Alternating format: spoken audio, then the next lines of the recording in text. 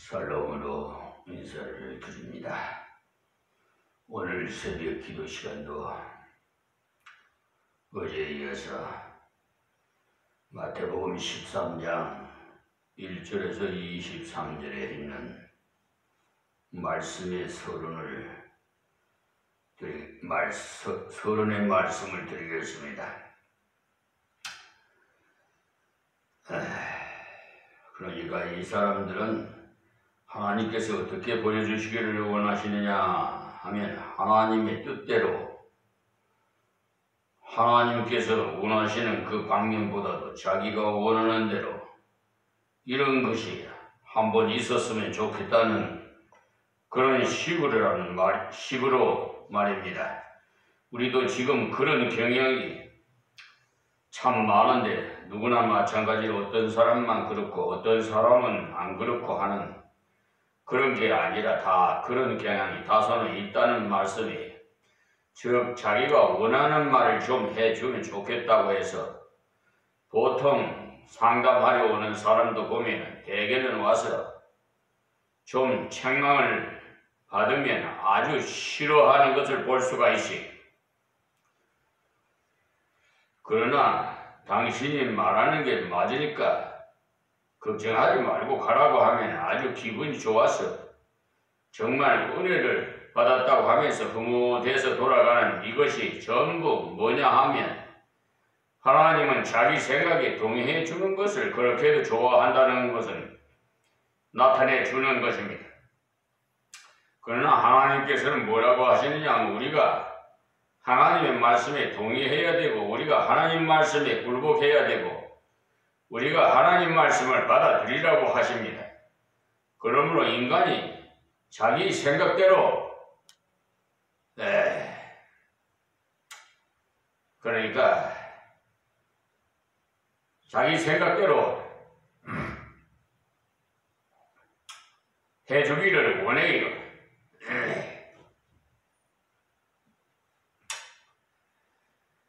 무엇이 되기를 기대하는 그것은 하나님 앞에서 오만이고 하나님께 대한 경배가 아닙니다.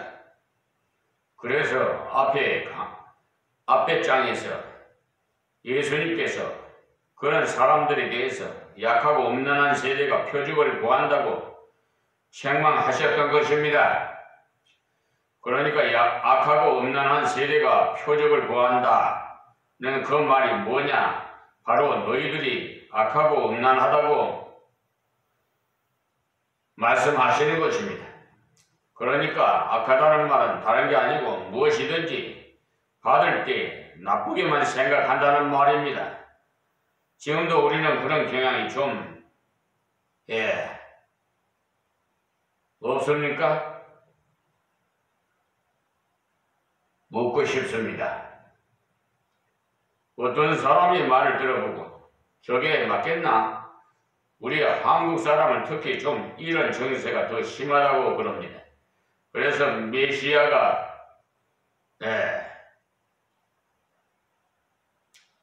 가짜냐 진짜냐를 판가름을 하는데 혈안이 돼서 물건 하나를 사더라도 이것이 진짜냐 맞냐 하는 여기에 늘 시달려 왔던 거예요. 그러니까 우리는 세상의 사물을 볼 때나 인간의 말을 들을 때는 좀 그렇더라도 성경을 볼 때 하나님의 말씀을 들을 때에는 반드시 그런 태도를 버려야만 합니다. 그러니 우리가 성경을 볼 때 아니면 하나님 말씀을 들을 때 오늘 성경은 과연 여기서 무엇을 내게 말씀하시고자 하는가? 성경의 본뜻이 무엇이냐? 이것을 자꾸 살피려고 노력해야 돼. 그런데 이것은 살피지 않고 자기 마음에 드는 구절을 찾아서 빨간 줄을 그걸 생각만 하다 보니까 자꾸 이상한 것만 찾기를 좋아합니다. 그래서 저는 이 방법을 깨달아서 성경을 연구하고부터는 발견한 진리가 너무나도 많습니다. 전에까지는 전혀 모르던 것인데 정말 하나님께서 이때 이렇게 무엇하리라고 이 말씀을 하셨나? 이것을 살필 때 깨달아진 진리가 많이 있었습니다. 그 때문에 이것을 살펴보기 위해서는 반드시 전제되는 것이 배경연구라는 것이 참으로 중요해요. 그리고 앞뒤 문맥이 굉장히 중요합니다. 그러니까 앞에서 예수님께서 무슨 사건이 있었는데 이런 말씀이 나왔다고 하는 글의 흐름을 바로 파악해야만이 그 뜻을 알 수가 있는 것이지, 한 구절만 딱 독립적으로 보고 해석하면 엉뚱한 것이 나온다는 말입니다. 그러므로 배경하고 문맥하고나 그만큼 중요한 것입니다. 이렇게 하지 않고 그냥 문자적으로 자기에 나오는 그것만 딱 해석하다 보면 이단이 되기 쉬워요. 그래서 나온 이단이 수두룩하지 않아요? 이단 중에 많은 이단이 자기가 강조하고 싶은 것이 하나가 탁 튀어나오면 그것을 가지고 다른 것을 해석하는데 전부 끌어들여서 끼워 맞춥니다. 그래서 이단은 모든 성경을 해석하는데 자기들이 원하는 그것을 끌고 와서 전부 다 해석을 해버려요. 파란 안경을 쓰고 보면 전부 다 파랗게 되어버리고, 노란 안경을 쓰면 보면 전부가 노랗게 되어버리는 것과 똑같은 것입니다. 그러니까 예수님께서 여기에 뭘 말씀하시려고 우리에게 이 말씀을 하시는가 하는 그런 자세로 돌아가야 이 말씀을 올바르게 해석할 수가 있습니다. 그러기 위해서는 참 순수한 마음, 순전한 마음을 주시기를 많이 기도할 필요가 있습니다. 실제로 우리가 문자가 어려워서 해석을 못하는 그런 경우는 거의 없어요. 어떤 사람은 요새 우리나라의 성경이 너무 어려워서 대학을 나와도 잘 이해가 되지 않는다고 말하는데 그 말에 약간의 동정은 갑니다만, 현재 우리가 쓰는 이 성경이 번역한 지가 한 50년이 가까이 되기 때문에 실제로 사용하는 문자가 대부분 고전에 속하는 거예요. 그러나 사전을 참고하다 보면 문자를 몰라서 해석하지 못하는 것은 별로 없을 것입니다. 그런데 얼마 전에 새로 젊은이들이 읽어서 깨달을 수 있도록 번역을 한다 해가지고 번역해 놓은 것이 만여 군데나 번역을 잘못해 놨어요. 우리 평신도들은 그런 걸 잘 몰라요. 목회자들도 모르는 사람은 몰라요. 제가 가르쳐 줬더니 깜짝 놀래더라고요. 다니엘서 3장 17절에 보면 우리 하나님을 갖다가 지금 새로 만드는 번역한 성경책에는 하나님이 계시다면이라고 바꿔놨어요. 그러니까 하나님이 안 계실 수도 있다는 게 혼란스럽게 말해요. 하나님은 명확하시지 그렇게 흐리게 말씀하지 않습니다. 그리고 어떤 분은 헬라 히브리어에 대한 원어 지식도 없지만 열심히 공부를 해서 성경을 읽고 연구했는데 나중에 헬라 히브리어를 전공한 사람과 대조해 보니까 다 맞더라고 말하는 것을 들었는데 실제로 그래요. 우리가 헬라 히브리어를 몰라도 성경을 열심히 읽고 말씀의 본뜻을 알고자 순전한 마음으로 성경 연구에 임하시면 하나님의 성령께서 인도해 주십니다. 그래서 우리나라에 옛날에 성경을 연구한 분들 중에는 한글 성경을 엄청나게 많이 읽음으로 귀한 뜻을 밝힌 분들이 많습니다. 여사에 이 원어에 대한 연구를 강조했지 옛날에는 이 원어를 거의 알지 못했던 그때 어떤 분들은 성경을 그냥 자꾸 읽어 나가는데 심지어는 계시록을 만도까지 했던 사람도 있었어요. 그렇게 성경을 계속 읽으면서 결국은 그것이 무슨 뜻이냐 하는 그것을 알아봤던 것입니다. 그래서 우리가 말씀을 받는 문제에서 성경을 잘 연구하는 방법 중에 하나가 소위 말하는 자기 전문 성경을 하나 선택하는 것입니다. 그렇다고 해서 난 로마서가 전공이라고 하면서 로마서만 집중적으로 읽고 다른 성경을 읽지 않는 것은 계란만 자꾸 먹고 채소를 먹지 않은 영양 불균형을 초래하는 편식하는 것과 마찬가지이기 때문에 안 됩니다. 자기가 전공하는 성경이 있다고 하더라도 다른 성경과 함께 읽어 나가는 것이 필요합니다. 성경은 전체의 흐름 속에서 하나로 연결되어 나오기 때문에 그래서 자기가 전공하는 성경을 하나 택할 때는 너무 분량이 많지 않은 것이 좋아요. 대략 한 10장 이상이 안 되는 성경을 하나 선택해서 그것을 매일 한 번씩 한번 읽어 나가면 처음에 만약에 4장 같으면 20분 정도 걸리다가 한 달 정도 되면 한 10분이면 다 읽을 수가 있게 되고 그런 정도의 판독 실력이 늘게 됩니다. 그러면서 거기에 관련된 참고 서적을 함께 병행해서 읽어가면 참 좋습니다. 그리고 그냥 읽기만 하지 마시고 또 하나 주의할 것은 노트에 쓰는 이것이 굉장히 중요합니다. 필독하는 것이.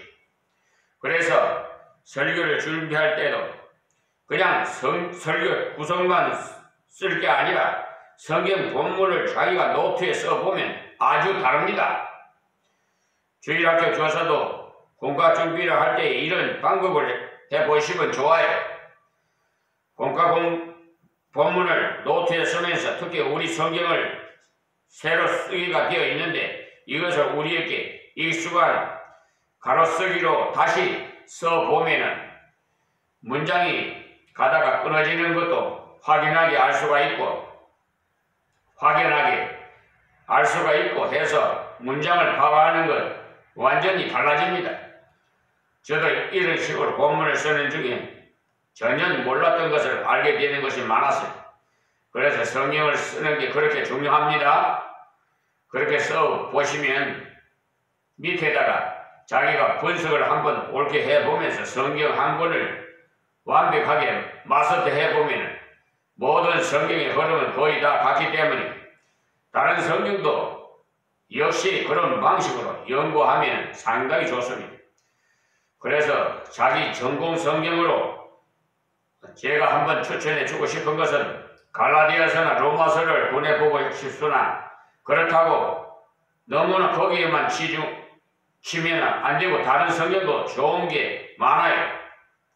어떤 분은 유다서 한 것만을 집중적으로 심층 분석하여서 한 장밖에 없는 유다서를 신학교에서 한 학기를 꼬박 강의하는데 그 유다서의 한 권에서 신구약 전부가 나오는데 참 놀랐습니다. 그 유다서 한 권에서 어떻게 그런 무궁무진한 해석이 나오는지 나중에 알고 보니까 이 유다서가 바로 그분이 전공이라는 것을 알았어요. 그러니까 그것을 얼마나 연구를 많이 해놓으니까 다른 성경을 보는 눈도 역시 착 열리지더라는 말입니다. 그런데 어느 성경을 선택하든지 간에 반드시 기억할 것은 자신이 절대 선입관념을 세워놓고 연구하지 마시고 성경 그 자체에서 무엇을 주시는가를 살펴봐야 합니다. 이렇게 성경을 자기 자신이 스스로 연구하는 데 있어서 그 재료를 얻는 것은 일본에서 많이 활동하는 소위 말하는 무교회주의자들 가운데 우찌무라 깐쪼라든지 구로자끼라든지 하는 이런 분들이 책을 읽어보는 것도 도움이 될 겁니다. 우리 한국에는 김교신이라는 분이 이런 계통에 있었던 분인데 일찍 돌아가셨지요. 이 김교신 씨 책도 상당히 좋은 점이 많은데 이 사람들은 신학이라는 건 없고 단지 성경만 집중적으로 대하면서 자기 스스로 성경을 연구했기 때문에 신학적으로도 약간 무리한 것도 있습니다만 이 사람들은 정말 하나님께서 여기서 뭐라고 말씀하시는가 하는 이것만 중점을 두고 찾았기 때문에 거기서 오는 소위 말하는 싱싱한 살아있는 고기 같은 그런 체험들과 성경에서 나오는 깨달음이 참으로 많은 것을 알 수가 있습니다. 그러나 그들이 그 책을 읽을 때 한 가지는 유의해야 합니다. 즉 교회론에 관해서는 성경적으로 시정을 요하는 잘못된 문제점이 있습니다. 그러나 우리 평신도들 개인적으로 스스로가 성경을 연구하는 데 있어서는 상당한 도움을 주고 있는 것이 사실입니다. 왜냐하면 그들은 개인 그 성경 연구 없이 자신의 신앙을 유지할 수 없었기 때문에 그들의 연구를 참고해서 많은 도움이 됩니다. 그래서 제가 전에도 한번 소개한 적이 있는 우찌무라 깐초 선생이 쓴 유명한 구안론이라는 책이 있는데 이 책을 여러분들이 반드시 구입해서 읽어보시기를 바랍니다. 제가 평신도 시절에 그 책을 읽어봤는데요. 분량도 방대하지 않은 얇은 책이면서도 가격도 아주 저렴하고 누구나 부담없이 쉽게 구입해서 읽을 수가 있는 귀한 책입니다. 그것을 구입하실 때는 반드시 서류사에서 발간하는 것을 확인하시고 구입하시는 게 좋습니다. 왜냐하면 이 서류사가 바로 우찌무라 깐초 계통의 그런 맥을 이은 사람들이 운영하기 때문에 다른 출판사에서 낸 책보다도 저자의 정신에 더 철저하게 접근해서 그 뜻이 오류 없이 전달되도록 편집이 되어 있어서 이 서류사에서 출간된 책이 제일 낫습니다. 제가 왜 이런 책을 소개해 드리는가 하면 그 사람들은 성경 연구하는데 아무것도 없는 백지 상태에서 하나님 말씀을 찾으려고 노력을 했기 때문에 평신도가 스스로 성경을 연구하는데 아주 효과적인 길을 제시해주고 또 많은 도움이 되는 것입니다. 이제 본문 13장 첫머리에서 예수님께서 말씀을 받는 마음 자세에 대해서 여러가지 마음밭이 있는 것을 비유로 들어서 설명하신 그것이 바로 의미가 아니라 다 같이 말씀을 듣고 표적을 보더라도 주님이 보실 때 합당한 마음 자세가 아니면 열매를 맺을 수가 없기 때문에 그렇게 비유로서 교훈하신 것입니다. 그러니까 예수님께서 원하시는 마음 자세가 될 때 말씀이나 표적을 옳게 받음으로써 열매를 맺을 수가 있다는 것입니다. 이것은 세상이 말하는 소위 문학이나 과학 등의 어떤 세상 지식이 아니고 이것은 생명을 주는 하나님의 말씀이기 때문에 사람의 마음 자세가 그렇게 중요한 역할을 하게 되는 것입니다. 그래서 예수님께서 이것을 비유로 말씀하신 것은 순종하는 자에게는 오랫동안 기억하고 하기 위함이고 또 대적하는 자에게는 숨기우기 위함이고 여기 보시면 13장 전체가 주로 비유에 관한 내용으로 구성되어 있는데 그러면 이때에 왜 예수님께서 비유를 가지고 말씀을 하셨느냐? 우리가 바로 앞장에서도 살펴본 것처럼 지금 이 사람들이 예수님을 향해서 비판을 퍼부으면서 격렬하게 대항하는 이런 극도의 저항의 분위기가 고조된 상황인 것입니다. 이럴 때 예수님께서 계속해서 그들에게 독사의 자식들아 이러한 원색적인 책만 일면도의 그 강력한 진리만으로 대응해 나가면 오히려 역효과를 가져오게 되는 것이죠. 무슨 말인고 하면 우리가 교회 안에서 잘못된 사람들을 고치기 위해서 그것을 겨냥해서 설교를 계속해 보면 거기에 잘못된 사람도 은혜를 받지 못할 뿐만 아니라 다른 사람들까지도 은혜를 받지 못하는 그런 현상을 볼 수가 있어요. 그렇기 때문에 대부분의 경우에는 저는 책망을 한번 세게 하려고 단단히 마음먹었다가 한 번도 제대로 실천한 적이 없어 포기해버린 그런 경험이 많아요. 왜 그런가 하면 근래에 출석률이 좀 저조해서 이 출석을 잘하지 않는 사람들에게 좀 고무적인 설교를 한번 해야 되겠다 하고 준비해서 올라가 보면 그 설교를 정작 들어야만 하는 당사자들은 하나도 참석해 있지 않고 다른 사람들만 와서 앉아있는 그런 경험을 했어요.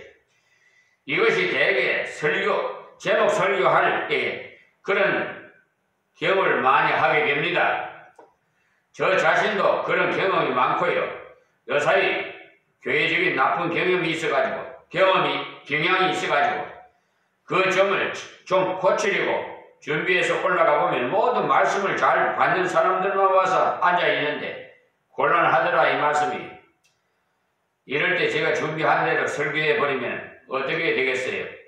말씀을 받는 사람들에게 괜히 마음에 상처만 주게 되는 그런 역효과만 거두게 되겠죠. 그래서 예수님께서 여기에 이 사람들에게 직설적으로 책망만 계속 하시면서 진리만 가르쳐도 되겠지만 그렇게 하지 않으시고 비유를 가지고 말씀하신 것은 그렇게 잘못된 자들에게 가리워져서 대항하지 못하도록 하시고 반대로 마음을 정말 열어서 받아들이고자 하는 수용적인 사람들에게는 그것이 참 은혜가 되도록 하는 이중적인 효과를 위해서 예수님께서 이렇게 비유를 사용하셨던 것입니다.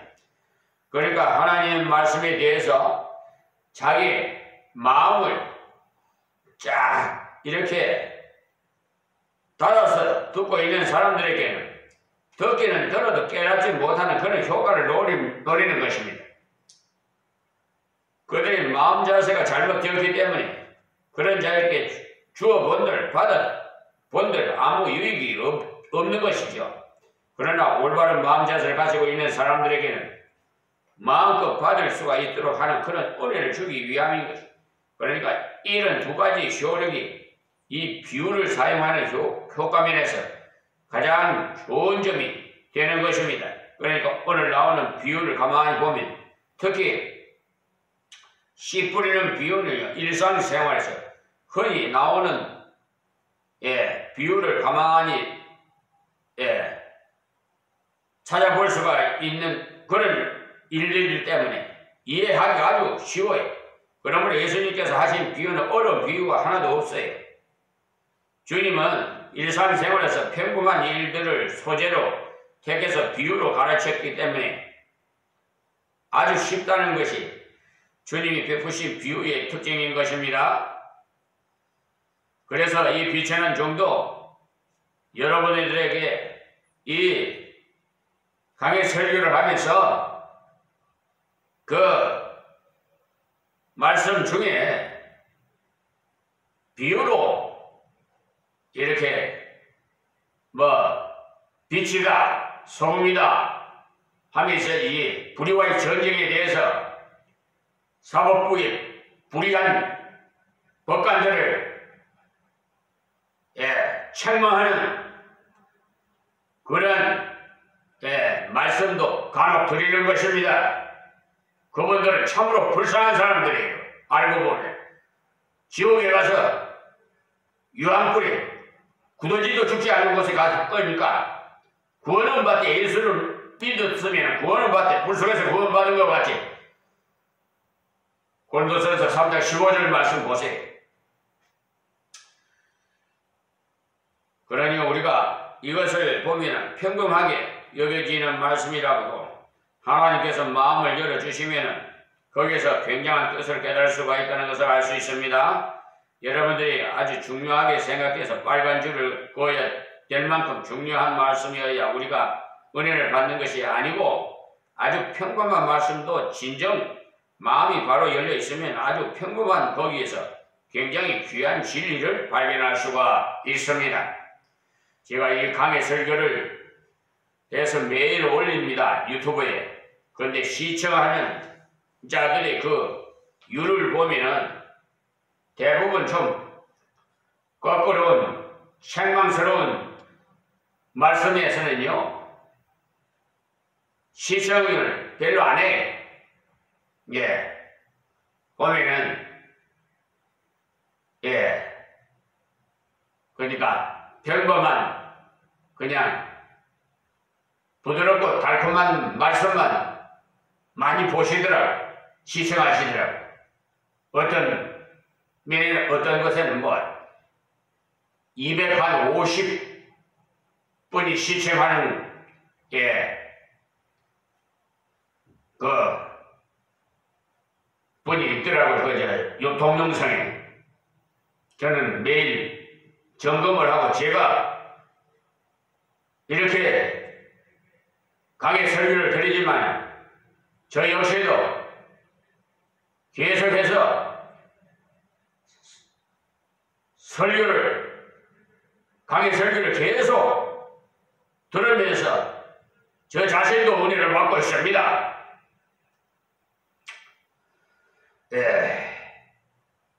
그리고 마태복음 13장 1절에서 9절에 있는 말씀에는 핵심은 씨 뿌리는 비유를 귀있는 자에게 천국의 비밀을 알려주시는 말씀인데요. 여기 귀있는 자라는 말은 다른 말이 아니라 하나님 말씀을 받을 마음, 하나님의 말씀 주시는 대로 받을 수 있는 그런 순수한 마음을 가진 자들이 가르쳐서 여기에 예수님께서 귀 있는 자는 들을지어다, 즉 순종할 자는 순종할지어다, 순종할 자는 받을지어다, 이렇게 하셨습니다. 1절 말씀에 13장 1절입니다. 그날에 했는데 이 그날에라는 것은 이 말씀을 볼 때 계속 연속되어 온 사건임을 알 수가 있죠. 그러니까 앞에서 예수님께서 온 갈릴리에 두루다니시면서 병도 고치시고 귀신을 쫓아내는 이적을 행하셨는데 여기 이적을 경멸함으로 그것을 바알세불이 짚었다고 주님을 비판하고 욕을 하던 바리새인들이 표적을 하자 예수님께서 요나의 표적밖에 보일 표적이 없다고 책망하시고, 그리고 마지막에 예수님이 친가족들이 예수님이 미쳤다는 소문을 듣고 찾아와서 집으로 데려가려고 옥신각신하는 그런 판국에 그때 이 말입니다. 그러니까 그날의 계속인 거죠. 그날에 예수께서 집에서 나가사 바닷가에 앉으시매 그랬어요. 그러니까 앞에서 바리새인들은 논쟁을 벌이면서 비판을 받으시고 또 가족들이 찾아오는 이때 예수님께서 주로 실내에서 활동하시다가 이제 저 바깥으로 나가서 바닷가에 앉으시매라고 했어요. 대자연의 학습장에서 가르치셨으므로 특히 농사에 관한 것을 비유로 드신 것입니다. 2절 말씀에 큰 무리가 그에게 모여 들거들 예수께서 배에 올라가 앉으시고 온 무리는 해변에 섰더니, 여기 예수님이 설교하는 그 모습이 위치적으로는 요즘과는 정반대죠. 요사이는 설교자가 듣는 그 회중들보다도 훨씬 높은 자리에 내려다보면서 서서 설교를 하는데, 이때 예수님께서는 자신은 해변보다 낮은 바닷가에 뛰어든 배에 걸터 앉으시고 계단식 야외 강당처럼 된 해변 언덕에서 쭉 앉아있는 무리들을 약간 올려다보면서 설교하시는 아주 자연스러운 분위기 속에서 말씀하신 것을 볼 수가 있습니다.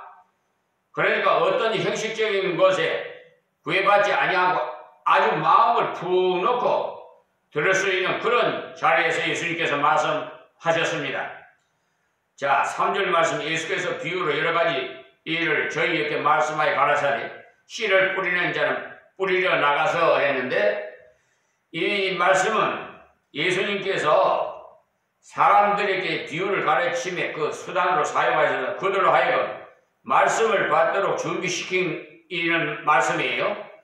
그러니까 어느 장소나 어느 때나 이런 것이 문제가 아니라 어디서나 정말 말씀을 받고자 하는 사람이면은 다 받을 수가 있도록 하신 것을 알 수가 있어요. 요사이 현대인들은 특히 분위기를 굉장히 중요시하고 굉장한 숫자가 모이는 맘모스 교회에서 대형 성가대가 있으면 거기에 뭔가 있는 것으로 생각하고 하는데, 그런 것이 결코 아닙니다. 우리 한국에는 이런 교인들이 기호에 맞춰서 어느 기도원으로 오면 은혜가 넘친다는 장소를 이용한 그런 슬로건을 내걸고는 교인들을 자꾸 유인해 가는 그것을 다 거짓말로서 은혜는 그런 장소와는 전혀 관계가 없어요. 여기 예수님께서 집안에 있든지 바닷가에 나가든지 마음이 진정 주님 말씀을 받고자 하는 많은 준비된 사람들이 있을 때 거기에서 말씀을 시작하셨던 것입니다. 그러니까 어디서나 사모하는 자들에게 예수님께서 말씀을 주셨으나 비판하는 자들에게는 다치게 하시고 비유로 말씀하셨던 게, 그러니까 이때도 예수님을 비판하려고 따라온 사람도 있었어요.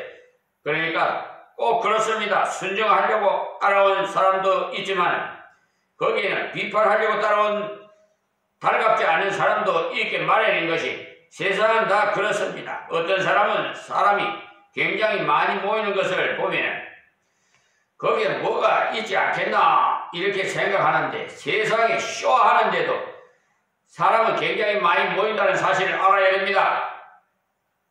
그 때문에 사람이 많이 모인 곳에 간다고 반드시 잘 되는 것이 아니라는 것을 아셔야 합니다.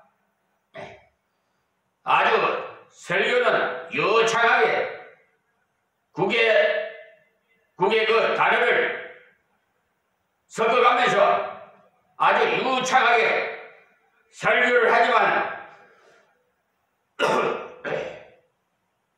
과연 그분들이 돌아갈 때 복음의 씨를 얼마나 은혜를 받고 가는지, 그것이 문제지요. 어떤 목사는 코미디언 출신 그 달란트를 받았는지 교인들을 웃기는 데는 아주 유창하게 잘 웃기더라고요. 그 말투도 말이야 아주 그냥 이주일이 고인이 되신 분이, 그분 아주 그냥 코미디 아주 유창하게 잘했잖아요. 막 베베 꼬면서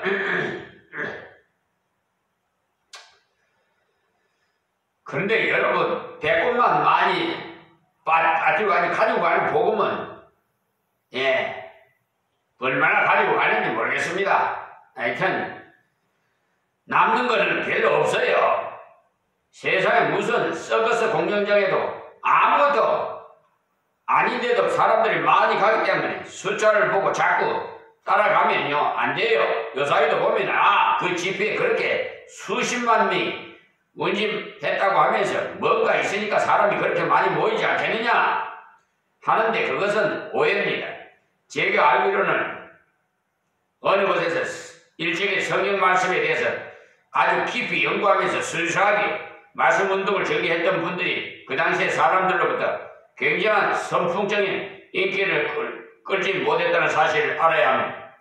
그러나 그분들에게는 말씀을 전수한 제자들이 지금 많이 남아있어요.